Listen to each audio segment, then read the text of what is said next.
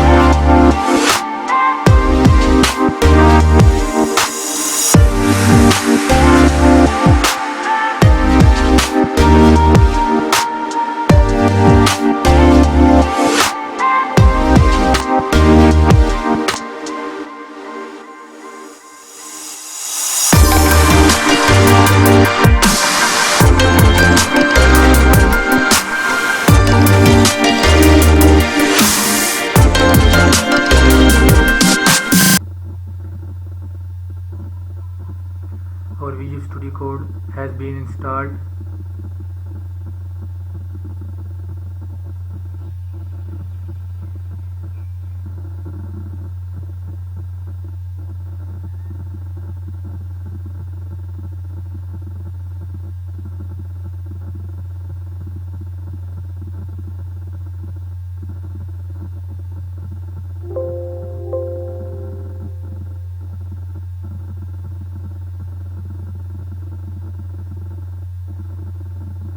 If you have installed it very first time, it will show you like this. Thank you for watching. We will start Python programming in VS Code in next lecture.